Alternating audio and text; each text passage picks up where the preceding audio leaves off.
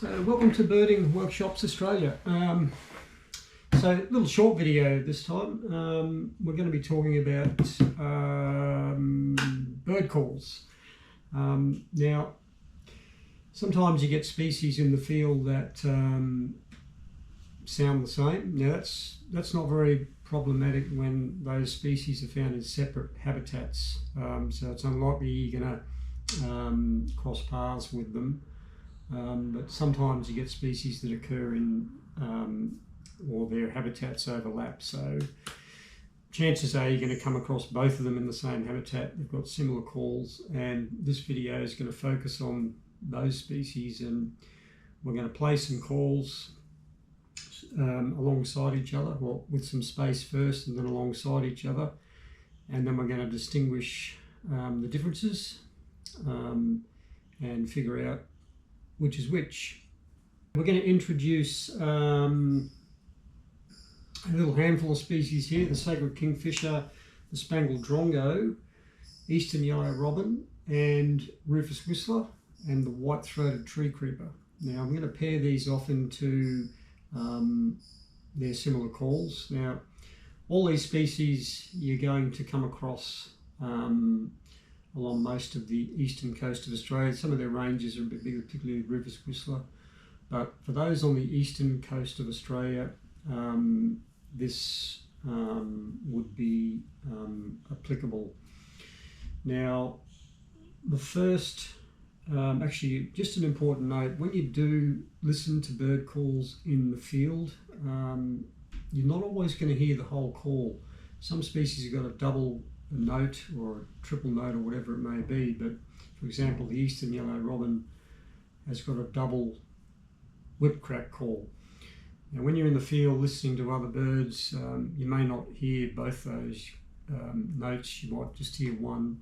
Sometimes you'll hear part of a call, so you just got to bear that in mind when you do listen to calls. But this video, I hope, will be really helpful in distinguishing those subtle differences. And sometimes when you play the calls together, the differences can be like night and day. But when you're in the field, it can get very confusing. So the first pair of species we're going to introduce are sacred kingfisher and spangled drongo. Now both these bird species calls you're going to hear are not their only call. They have got a repertoire of other calls, but they're one of their common calls, and quite often you'll hear them in the same habitat area you might be in at the time. So I'm going to play the sacred kingfisher and the spangled drongo.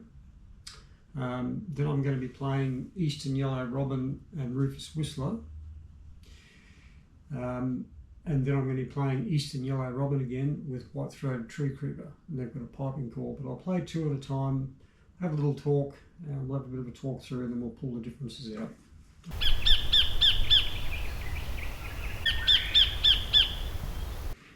That was the sacred kingfisher call. It's got a little bit of a kick, kick, kick, kick, kick call. Play the spangled drongo call now.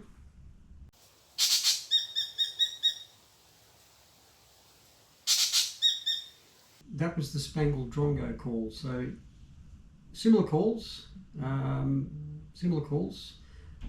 We'll play the next two.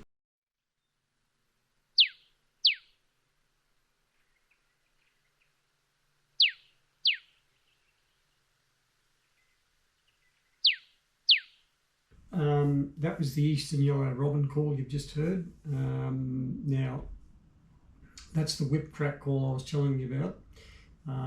It's typically a double note, as you can tell in the clip there. The next one you're going to hear is the rufous whistler. Okay.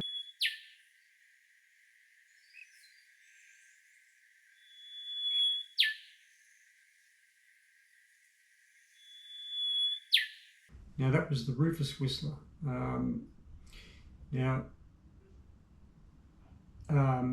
It has a similar call.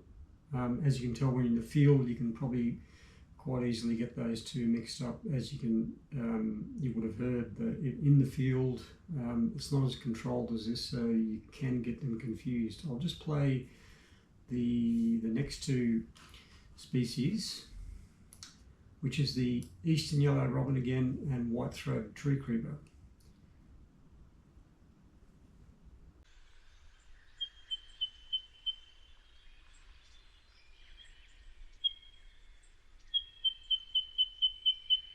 So that was the eastern yellow robin's piping call, quite a common call.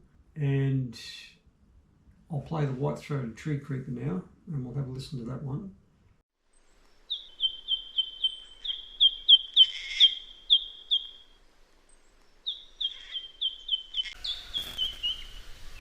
So that's the white-throated tree creeper.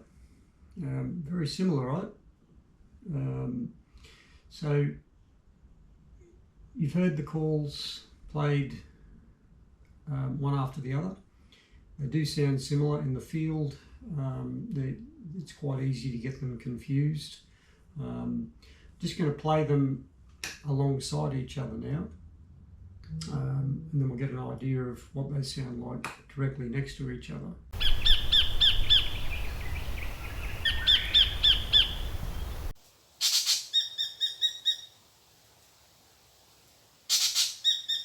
So one of the subtle differences with those calls, there's actually two you can figure out in the field: Sacred Kingfisher and Spangled Drongo, after just playing it.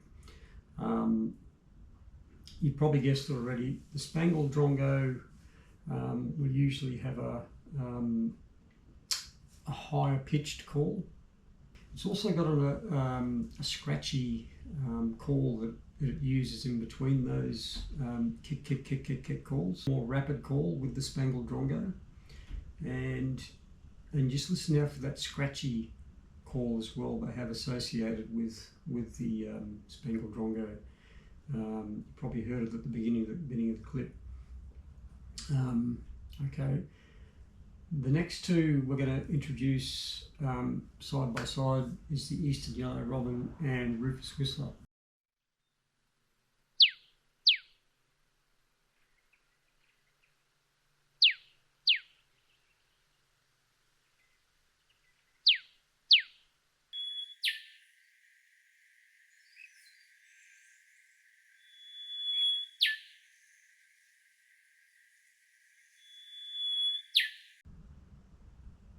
So you'll notice the Rufous Whistler has a double whip crack, and the Rufous Whistler has a single whip crack. But that single whip crack call has a little whistle, lead whistle that goes like shoo, shoo.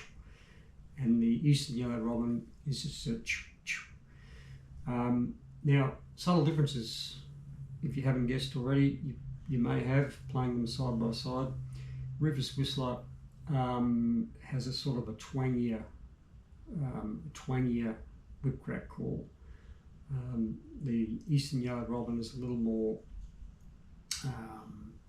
high pitched, a bit sharper.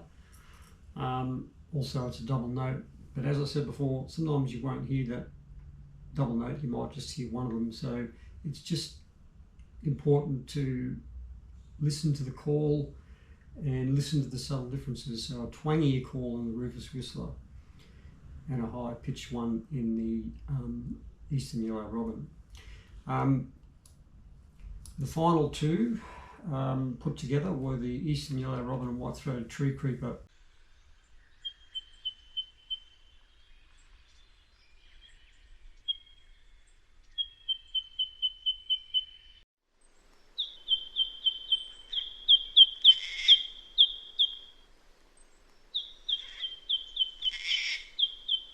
Just heard the eastern yellow robin and the white-throated tree creeper calls played next to each other, and they're out of the other combinations of species. Those two are probably the most similar, and I get confused with the two of them when you're in an area and they're both occurring there.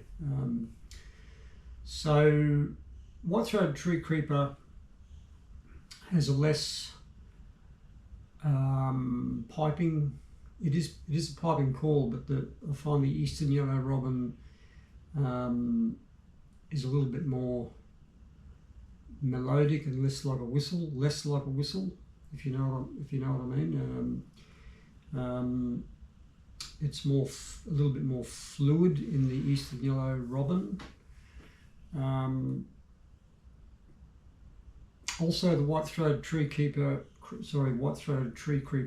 with its piping whistle can be, the call itself can be longer and more drawn out.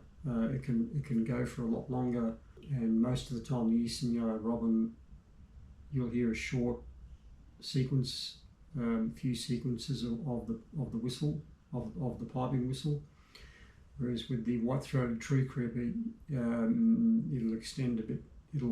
It'll call a bit longer in duration.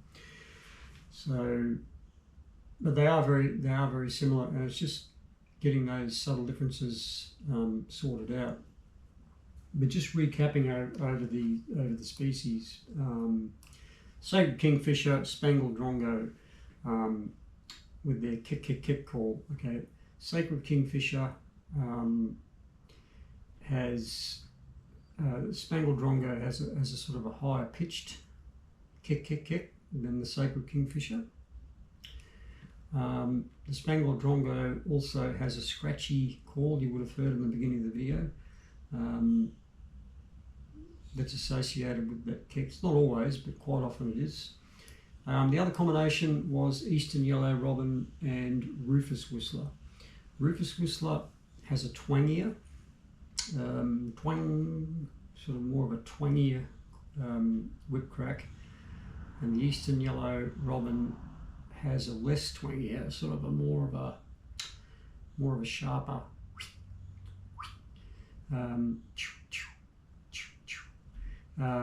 sharper whip crack, and it's usually a double note with the eastern yellow robin. Okay, and the rufous whistler does have a little lead up whistle. So sometimes you don't hear that lead up whistle and you just hear the whip crack, and that's where I'm focusing on with this video, with distinguishing the differences. The last pair of species I've got here, eastern yellow robin and white-throated tree creeper with the piping. Once again, the piping is more of an actual piping call with eastern yellow robin. It's a bit more fluid. It's a bit richer. White-throated tree creeper is a little sharper, and the whole duration of the call goes a bit longer with the white-throated tree creeper in some cases, not in all cases. But anyway, they're just a handful of species that you can get confused with calls. It's just a matter of listening to things. Like I said on previous videos, you're gonna identify birds first and foremost by hearing them. It's only a secondary aid to visually see the birds and identify them, because you really need to rely on their calls. Not in all species, but most of the time. With your forest birds and things like that, grass birds, it's good to know the calls. It makes life so much easier when you got to get a species name down on paper and not to misidentify it. I think that pretty much sums up the video. Just remind me in the comments if I've missed anything here, but I'd really like to thank you for watching. I hope it's helped. There's going to be more of these videos. Remember to subscribe, but I'll keep sharing these little videos, a little bit of theory on stuff too, because it's very helpful to know what's going on with bird calls. It's a whole aspect of birding that it's very important. So, but thanks very much for coming along today, and we'll talk to you on the next one.